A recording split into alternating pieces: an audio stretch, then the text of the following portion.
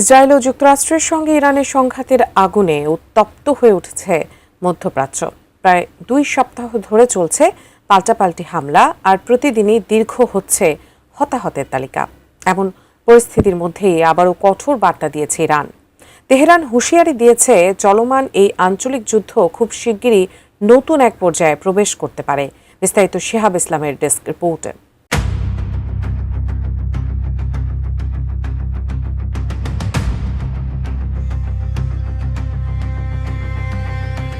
মধ্যপ্রাচ্যে Iran, Israel ও যুক্তরাষ্ট্রকে ঘিরে চলমান সংঘাত ক্রমেই জটিল আকার ধারণ করছে। টানা 13 দিনে গড়িয়েছে ইরানের সঙ্গে ইসরায়েল ও যুক্তরাষ্ট্রের পাল্টাপাল্টি হামলা। তবে এবার যুদ্ধ শিগগিরই নতুন পর্যায়ে প্রবেশ করতে পারে বলে হুঁশিয়ারি দিয়েছে ইরান। আল জাজিরাকে দেওয়া এক বক্তব্যে ইরানের নিরাপত্তা বাহিনীর একজন কর্মকর্তা বলেন, যুক্তরাষ্ট্র যদি সরাসরি সংঘাতে জড়িয়ে পড়ে তাহলে পুরো অঞ্চল আরও জটিল পরিস্থিতির মুখে পড়বে। তিনি জানান, তেহরানের নিরাপত্তা ও প্রতিরক্ষা পরিকল্পনা ধাপে ধাপে বাস্তবায়ন করা হচ্ছে। তবে ইরানের হাতে এখন অনেক কৌশলগত পদক্ষেপ নেওয়ার সুযোগ রয়েছে।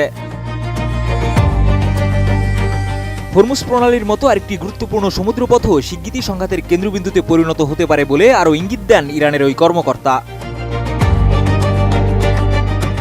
এদিকে যুক্তরাষ্ট্রের কেন্দ্রীয় তদন্ত সংস্থা FBI দাবি করেছে, মার্কিন ভূখণ্ডে হামলার পরিকল্পনাও করেছিল তেহরান। ABC নিউজের খবরে বলা হয়, ক্যালিফোর্নিয়ার বিভিন্ন পুলিশ বিভাগকে সতর্ক করে জানানো হয়েছে, যুক্তরাষ্ট্রের উপকূলের বাইরে অবস্থান নেওয়া অজ্ঞাত জাহাজ থেকে ড্রোন হামলার পরিকল্পনা ছিল ইরানের।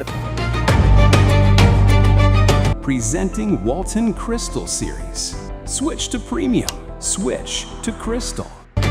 অন্যদিকে উত্তেজনা আরও বাড়িয়ে ইসরায়েলকে লক্ষ্য করে নতুন করে রকেট হামলা চালিয়েছে লেবানন ভিত্তিক সশস্ত্র গোষ্ঠী হিজবুল্লাহ। ইসরায়েলি সংবাদ মাধ্যমের দাবি, বুধবার রাতে অন্তত 100টি রকেট ছোড়া হয়। এরপর উত্তর ইসরায়েলের কিরিয়াত সিমোনা ও হাইফা শহরে সাইরেন বাজতে থাকে এবং নাগরিকদের আশ্রয় কেন্দ্রে যাওয়ার নির্দেশ দেয় ইসরায়েলি প্রতিরক্ষা বাহিনী। এদিকে হরমুজ প্রণালীতে হামলার শিকার হওয়া থাইল্যান্ডের পতাকাবাহী একটি বাণিজ্যিক জাহাজ ভারতের কান্ডালা বিমানবন্দরের দিকে যাচ্ছিল বলে জানিয়েছে ভারতের পররাষ্ট্র মন্ত্রণালয়।